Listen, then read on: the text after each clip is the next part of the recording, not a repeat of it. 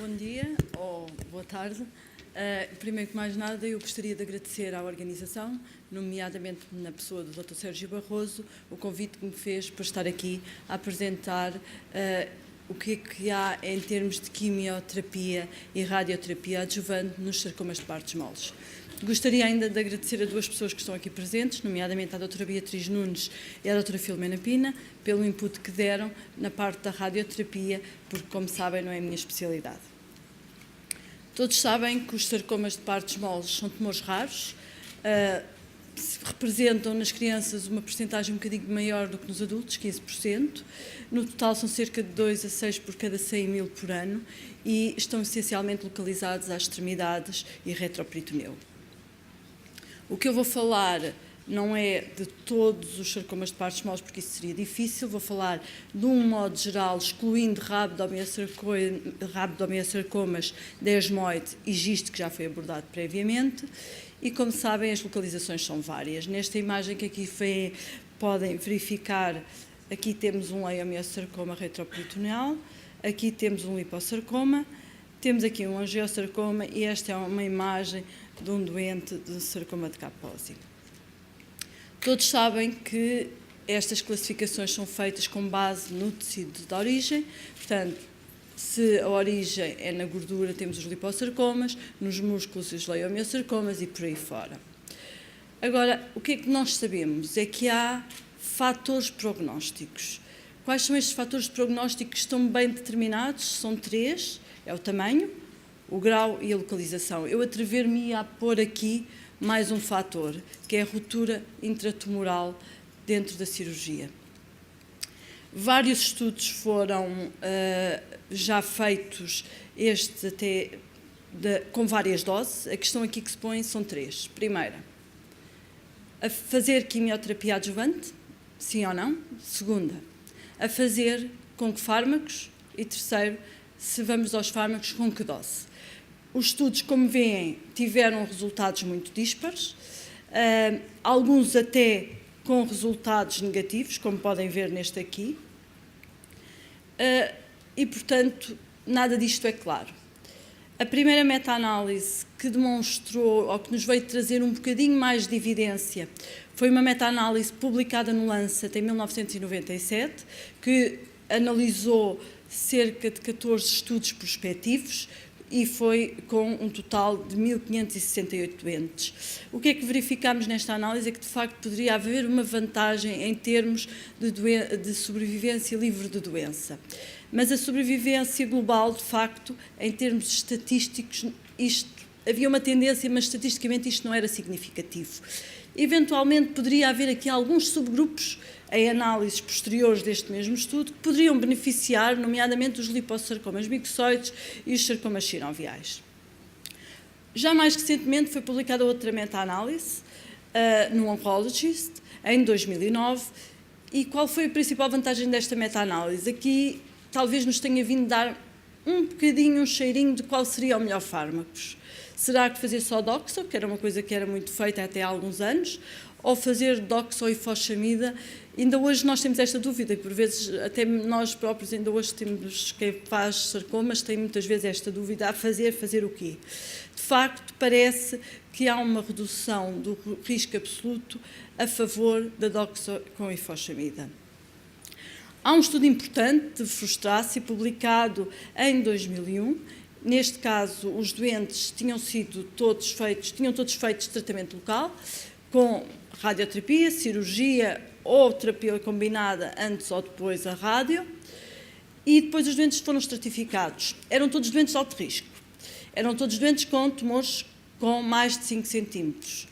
E a estratificação foi principalmente por 2 fatores. Tinham mais ou menos 10 centímetros, como nós vimos previamente no slide que eu mostrei, naquele gráfico da JCC, ter mais ou menos de 5 centímetros é fundamental. E se tinha recidiva ou não tinha recidiva. E os doentes foram randomizados, fazer ou não fazer. Este, sim, foi o estudo que, de facto, mostrou, em sarcomas de alto grau das extremidades, mostrou não só benefício na sobrevivência livre de progressão, mas também na sobrevivência global. Este estudo tinha, no entanto, umas doses de quimioterapia que de todo não são aquelas que habitualmente têm sido feitas em adjuvância. eram doses de epirubicina de 120 mg por metro quadrado, que normalmente é 75, 80, e fosfamida era um total de 9 gramas por metro quadrado, divididos ao longo de 5 dias.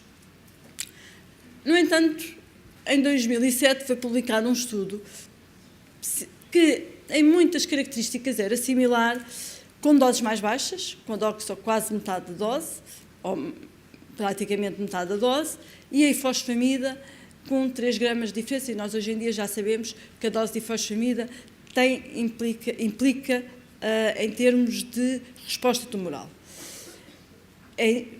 Passando do paliativo para a adjuvância, e obviamente que isto não se pode fazer, mas isto é uma análise crítica minha.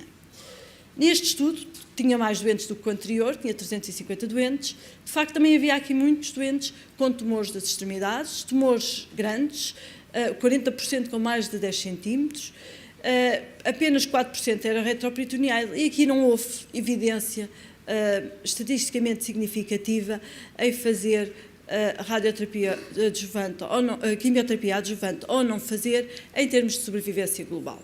Portanto, este estudo de alguma forma veio contrariar o anterior. Outro estudo mais recente, do Gronchik, publicado em 2012, no JCO, que é uma revista de renome, também veio mostrar, e que conjugou 2 grandes grupos de investigação, que foi o grupo espanhol e o grupo italiano.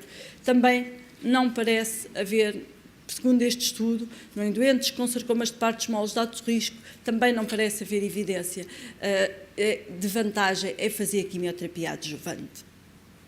Então, e todas aquelas análises, todos aqueles pequenos estudos, análises retrospectivas ou análises de estudos já efetuados, que talvez mostrassem vantagens em fazer, por exemplo, nos sinoviais, e que é um daqueles em que nós muitas vezes fazemos quimioterapia adjuvante. De facto, neste estudo do grupo francês de sarcomas, e publicado em 2009, e depois de fazer uma análise muito multivariada com ajustamento dos fatores de prognóstico, de facto parece que também não havia evidência em fazer radioterapia adjuvante. Portanto, tudo isto é muito pouco claro. Os estudos são pequenos, muitos deles prospectivos, muitos deles retrospectivos, com pequeno número de doentes e, mais que isso, muito heterogéneos. Porquê? Metem no mesmo estudo lipos, leios, sinoviais, o que não nos consegue dar resultados bons. Se vai ser possível ter melhores estudos, era bom que isso acontecesse, todos nós nos juntássemos, mas em tumores raros isto nem sempre é possível. Então levanta-se agora a dúvida, e isto ainda não é claro, em termos de quimioterapia, é eventualmente fazer nos tumores com mais de 5 centímetros, de localizações profundas, de alto grau, e eventualmente nos lipossarcomas mixoides e nos sarcomas sinoviais. Tudo isto é um grande ponto de interrogação. O que nós sabemos, ou pelo menos é mais ou menos consensual, é que não se deve fazer quimioterapia em substituição da radioterapia. De facto, a radioterapia tem vindo a evoluir. No século XIX, com o Ralston Patterson, que foi um eminente radioterapeuta na altura e que fundou o Old Radio Institute, ele dizia que não valia a pena, era preciso operar. E cirurgias o mais agressivas possíveis. Mais recentemente, e também porque também houve evolução da cirurgia e uma tentativa de preservação dos membros, veio Henkin, em 2009, dizer que não, que se calhar era bom fazer radioterapia adjuvante para salvar o membro de indivíduos que, no modo geral, são jovens. Então, e fazer radioterapia, fazer pré- e pós-operatório, por um estudo de fase 3, publicado no JCO em 2004, parece que é igualmente efetivo fazer ou radioterapia neoadjuvante ou adjuvante nos sarcomas de partes moles das extremidades. No entanto, a vantagem nunca é em termos de sobrevivência global, é sempre apenas de controle local. Hoje em dia fala-se agora muito das novas técnicas de radioterapia. O que está preconizado é a radioterapia externa conformacional. Mas já há estudos com braquiterapia que eu já vou mostrar, que nesta imagem que podem ver aqui, e é um dos problemas para não se fazer tanto braquiterapia, é que estes catéteres têm que ser postos no tempo da cirurgia e é mais para sarcomas de partes moles das extremidades. portanto, não é assim tão fácil fazer, mas a braquiterapia parece ter alguma vantagem em termos de controle local e tem vantagens e desvantagens que eu vou mostrar a seguir. Quanto à intensidade modelada e a radioterapia intraoperatória, não está de todo, não há evidência nenhuma para fazer como adjuvância nos sarcomas de partes moles. Precisamos de mais dados, mais estudos nesse sentido. O que nós sabemos é que a radioterapia não substitui uma cirurgia adequada. Portanto, até porque também tem complicações. Tem complicações quais são? Pelo menos o linfedema, a fibrose, todos nós estamos habituados a ver. Sempre que possível, deve-se reoperar estes doentes, mas o problema é que nem sempre é possível. Nós sabemos perfeitamente que há alguns sarcomas retroperitoneais, muito extensos, em zonas até com estruturas vasculares margem, muitas vezes fica doença microscópica residual. E aqui, sim, poderá haver vantagem em fazer radioterapia adjuvante para controle local. E esta vantagem, que nós falámos há bocado dos serem tumores de alto grau, aqui também poderá haver vantagem nos de baixo grau, principalmente se tivermos doença microscópica. E eu passo a mostrar este estudo, que é um estudo de Young, que já não é um estudo recente, é um estudo de 1998, em sarcomas de partes moles das extremidades, em doentes que fizeram radioterapia adjuvante. Reparem que este estudo incluiu doentes com sarcomas de partes moles de alto grau, 91 doentes, e de baixo grau. E a vantagem foi muito similar aos 10 anos em termos de controle local a favor de fazer radioterapia, sendo esta vantagem estatisticamente significativa.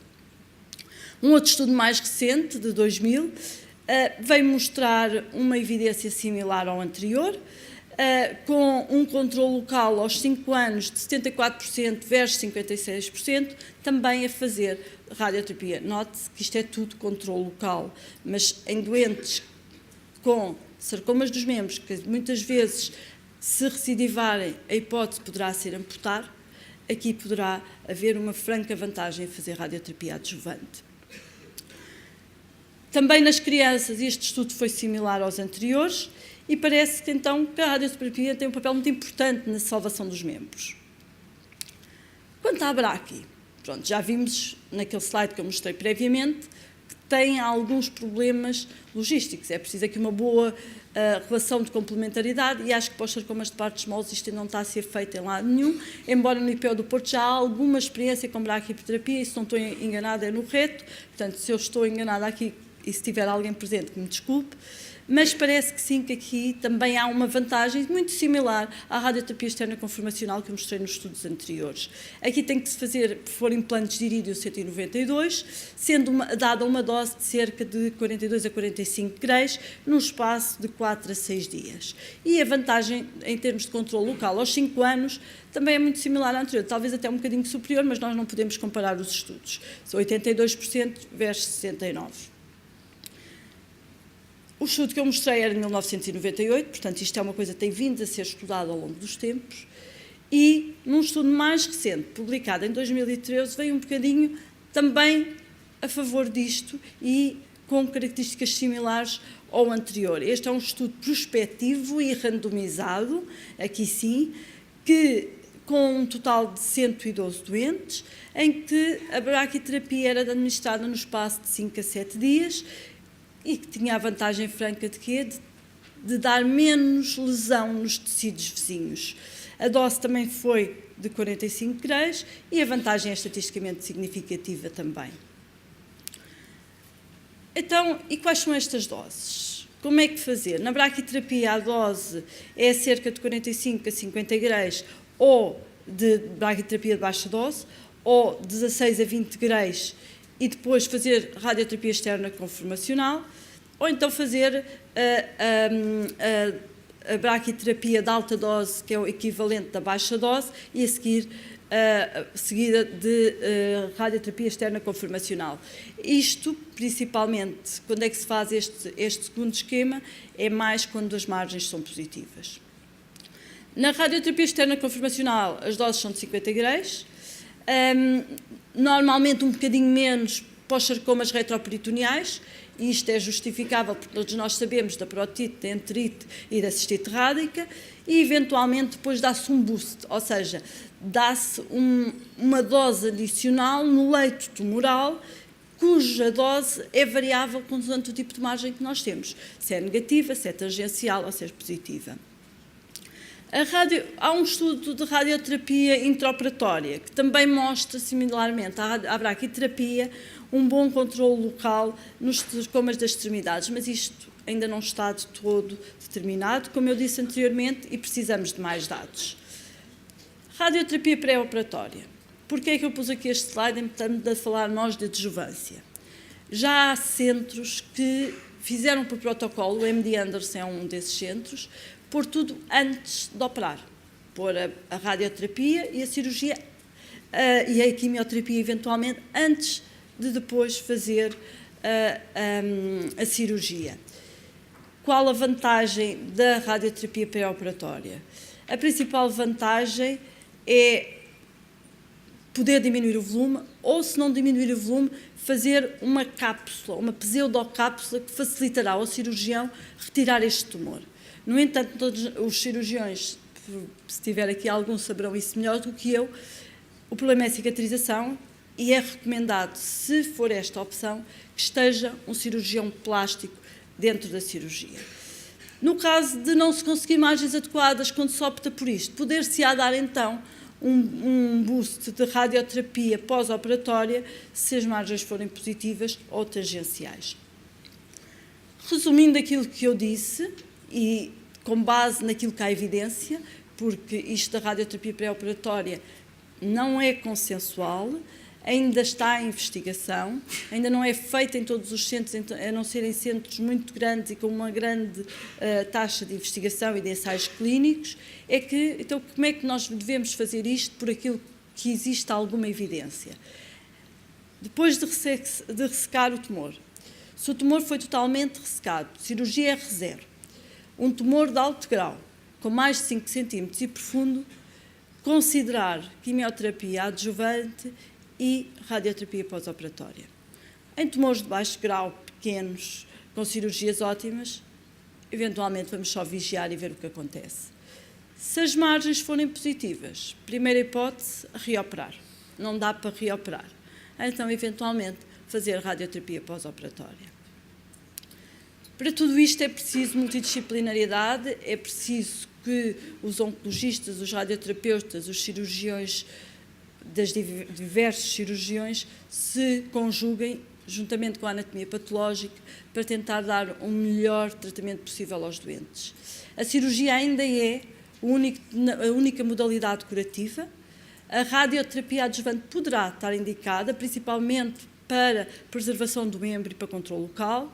O papel da quimioterapia ainda está muito pouco claro e são precisos mais estudos. Muito obrigado. Não sei se têm perguntas.